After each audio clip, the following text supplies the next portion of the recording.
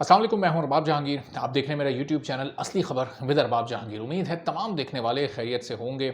इस साल हज करने वाले अभी तक इस कश्मकश में हैं कि वो हज कर पाएंगे या नहीं कर पाएंगे। सरकारी हज स्कीम के ज़रिए क्या उनका नाम आ सकेगा उस स्कीम में, या फिर उन्हें प्राइवेटली बहुत महंगा जो कि तारीख़ का महंगा तरीन हज होगा वो करना पड़ेगा। चूँकि हुकूमत ने इस सिलसिले में अब कुछ नई शराइत आयद कर दी हैं, और वो शराइत इस तरह की हैं कि यहाँ पाकिस्तान में रहने वालों को ख़ासी मुश्किल पेश आएगी। चूँकि हुकूमत को इस वक्त डॉलर्स की कमी का सामना है, पाकिस्तान इस वक्त माशी बहरान में है।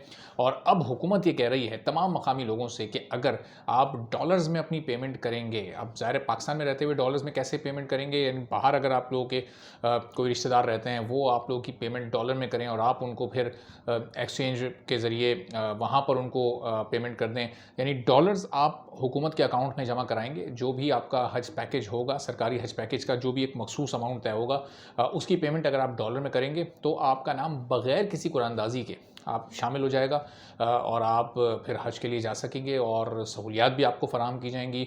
लेकिन ये सब कब होगा? जब आप डॉलर में पेमेंट करेंगे। डॉलर वाले को बग़ैर किसी कुरानंदाज़ी के बराह रास्त जाने की इजाज़त होगी, वरना आमतौर पर आपको पता है कि लाखों की तादाद में लोग एप्लीकेशन जमा कराते हैं और उसमें से सरकारी स्कीम में चंद हज़ार का नाम सामने आता है।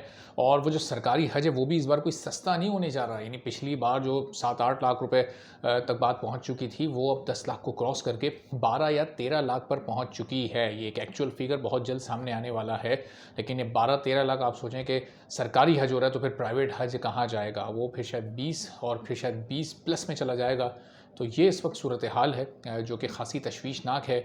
और अब इसमें हुआ क्या है कि जो ओवरसीज़ पाकिस्तानीज़ हैं उनको सहूलत मिल गई है, और उनके लिए सहूलत है कि अगर वो पाकिस्तान के थ्रू हज करना चाहते हैं तो यहाँ पर डॉलर्स में पेमेंट करें, पाकिस्तानी गवर्नमेंट को डॉलर पे करें और बहुत आसानी के साथ वो हज कर सकते हैं। 25% ये कोटा मुख्तस कर दिया गया जो सरकारी हज स्कीम का टोटल होता था। यानी अगर लेट सपोज 1 लाख लोग सरकारी हज स्कीम के तहत हज कर रहे हैं तो फिर 25,000 लोग ये डॉलर वाले मद में आ जाएंगे और बड़ी आसानी के साथ ये बग़ैर किसी भी कुरानदाजी के जा सकेंगे। लेकिन इनकी भी तादाद ज़ाहिर है फ़िलहाल 25% रखी गई है। हो सकता है आगे चलकर इस तादाद में इजाफा भी कर दिया जाए अगर लोगों का रुझान और लोगों का इंटरेस्ट इस जानिब नज़र आया तो।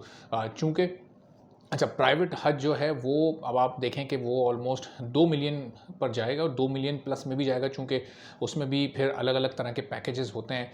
तो इस वक्त तक आप सोचें कि वजारत मज़हबी उमूर, वजारत ख़ज़ाना, ये लोग मुस्तकिल तौर पर आपस में राब्ते में तो हैं, लेकिन वो जो एक ह्यूज अमाउंट डॉलर्स में चाहिए है वजारत ख़ज़ाना को सऊदी अरब को पे करने के लिए, वो इस वक्त अवेलेबल है नहीं। अगर रिज़र्व में से वो 1 अरब डॉलर निकाल कर पे कर दिया जाता है, वजारत ख़ज़ाना ने तो 2 अरब डॉलर की बात की है, तो फिर ज़ाहिर पाकिस्तान के रिज़र्व इतने नहीं रह जाएंगे फिर जो पाकिस्तान के निज़ाम को, सिस्टम को चलाया जा सके, जो बुनियादी अशिया पाकिस्तान को चाहिए वो की जा सकें। फिर कोई भी चीज़ इंपोर्ट करने के काबिल पाकिस्तान उस वक्त नहीं रहेगा, चूँकि अभी ये रिज़र्व 4 अरब डॉलर्स के करीब बड़ी मुश्किल से पहुँचे, और इसमें भी 70 करोड़ डॉलर जो चाइना से कर्ज़ की सूरत में आया है वो शामिल है। तो ये इस वक्त तक की सूरत हाल है।